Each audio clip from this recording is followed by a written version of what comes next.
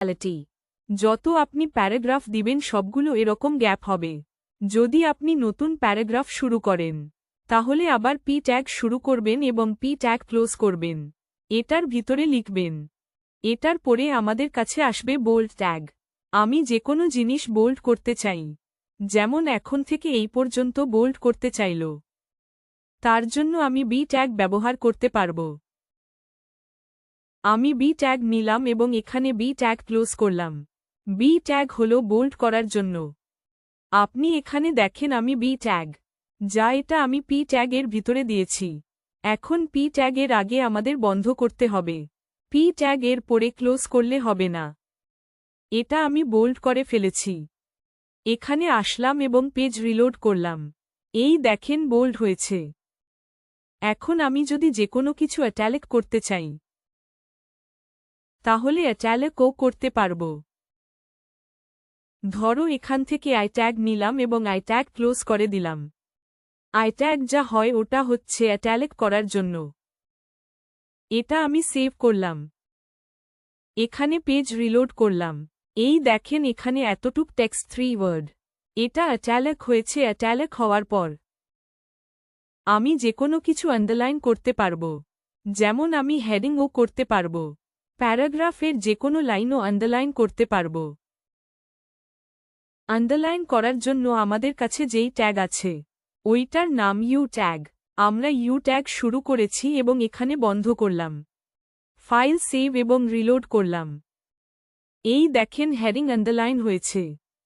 আমি অন্য কোনো টেক্সট যেমন প্যারাগ্রাফের এতটুক আন্ডারলাইন করতে চাই।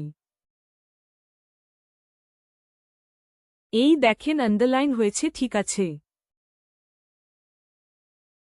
এগুলা হচ্ছে underline tag, italic tag and bold tag. এটার পর আমাদের যেই ট্যাগ আসে সেটা হচ্ছে স্ট্রাইক থ্রু ট্যাগ। থ্রু এর মানে হচ্ছে টেক্সটের মাঝে একটা লাইন হয়। এখানে এস ট্যাগ ইউজ করব এবং এখানে এস ট্যাগ বন্ধ করে দিলাম। এখানে পেজ রিলোড করলাম। দেখেন টেক্সটের মাঝ দিয়ে লাইন থ্রু হয়েছে। ঠিক আছে, এটাকে আমরা বলি স্ট্রাইক লাইন থ্রু, ঠিক আছে। এগুলা বাদেও অনেকগুলা আমাদের কাছে ট্যাগস এর ফরম্যাটিং এর ট্যাগস আসে, যা আমরা আমাদের পরবর্তী ভিডিওতে দেখব। ধন্যবাদ আমাদের ভিডিও দেখার জন্য।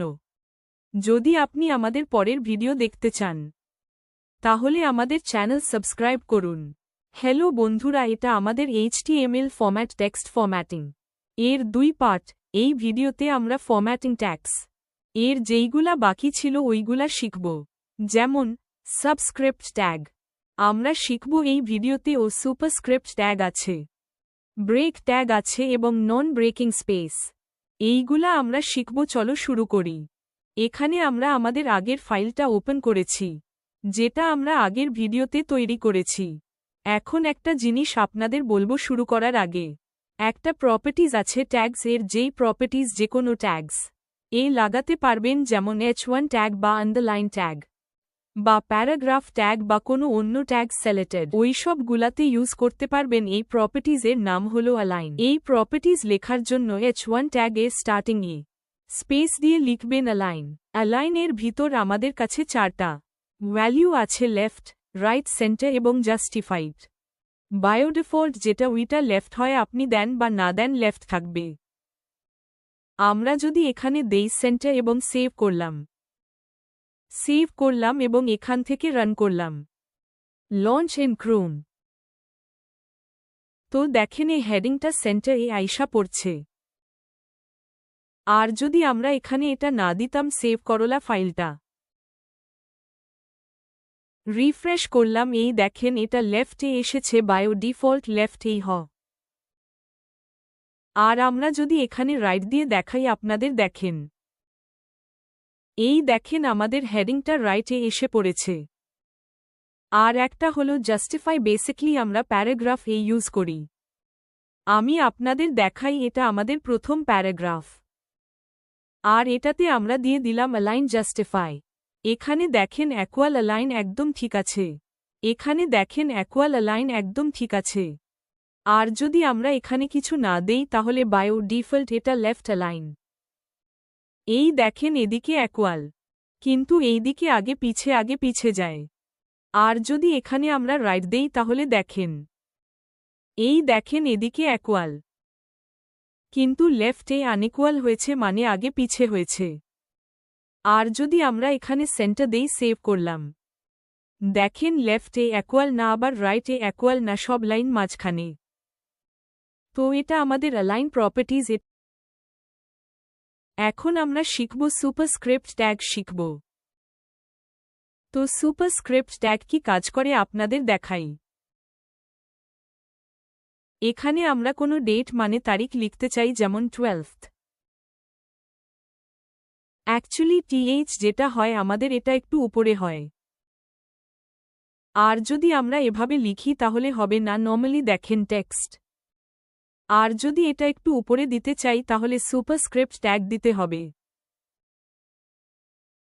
তার জন্য লিখব 12 সাব টিএইচ এবং সাব এখানে ক্লোজ করে দিব। এখানে পেজটা রিফ্রেশ করে দিলাম, তো দেখেন টিএইচ একটু উপরে আছে। তো এটা ডেট এ অনেক ইউজ হয় বা ম্যাথের ফর্মুলাতে ইউজ হয়। আর যদি আপনি কোনো ওয়েবসাইট বানান যেখানে ডেট ইউজ হবে, সেখানে আপনি সাবস্ক্রিপ্ট ট্যাগ ইউজ করতে পারবেন। আরও একটা ফর্মুলা আছে, যেমন H2O, তো এখানে যে টোটা সেটা নিচে দেখাতে চাই।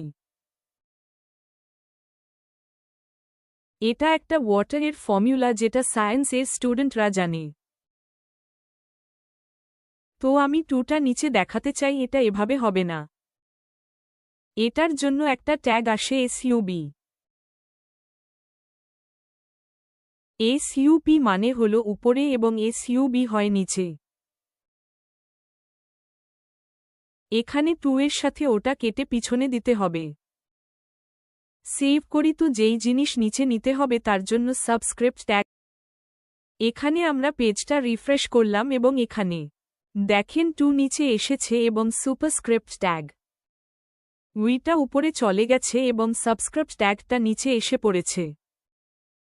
এতক্ষণ আমরা দেখলাম দুইটা ট্যাগ, সাবস্ক্রিপ্ট ট্যাগ এবং সুপারস্ক্রিপ্ট। এটার পর আপনাদের বলি একটা ব্রেক ট্যাগ হয়, এখানে আপনারা দেখছেন। আমি এখানে সুপারস্ক্রিপ্ট ট্যাগের পরে নেক্সট লাইনে সাবস্ক্রিপ্ট ট্যাগ লিখেছি, কিন্তু এটা ওইটার সামনেই এসে পড়েছে।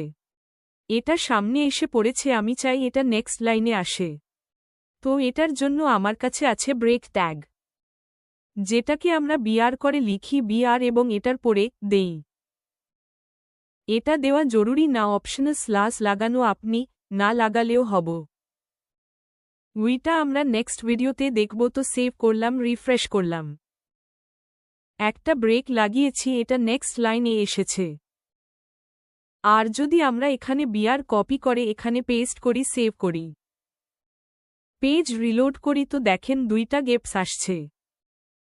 এখানে আমাদের যেই প্যারাগ্রাফ দেখছেন, আমি এখানে প্যারাগ্রাফে গিয়ে এন্টার লাগাই। এভাবে তো এটা নিজে নিজে নেক্সট লাইন আসবে না, উইটা আগের মতোই থাকবে। তো এটার জন্য আমাদের কি করতে হবে, এখানে কন্ট্রোল জেড করে দেই। তারপরে এখানে এসে আমাকে বিআর ট্যাগ লাগাতে হবে, সেভ করি। তো এই দেখেন এটা নেক্সট লাইনে এসে পড়েছে। এই লাইন এখানে শেষ হয়েছে, আমি এখান থেকে অ্যালাইন ট্যাগটা সরিয়ে দেই। তো এই দেখেন এখান থেকে নেক্সট লাইনে এসে পড়েছে। আর যদি আমি আরেকটা বিআর লাগাই তাহলে 2 লাইনের গ্যাপ হয়ে যাবে। তো দেখেছেন আপনারা ব্রেক ট্যাগ কিভাবে কাজ করে। যেমন হ্যালো ওয়ার্ল্ড, প্রথমে অ্যালাইন ট্যাগ সেন্টার করে দিলাম, কিন্তু আমি চাই ওয়ার্ল্ডটা নেক্সট লাইনে যাতে আসে। যদি আমি এভাবে এন্টার মারি তাহলে কিছু হবে না, দেখেন কিছুই হয় নাই। কিন্তু যদি আমি এখানে বিআর ট্যাগ লাগাই, তো এটা অটোমেটিক নেক্সট লাইনে এসে পড়েছে। দেখেছেন আপনারা ব্রেক ট্যাগ কিভাবে কাজ করে। এখন যেটা লাস্ট জিনিস আছে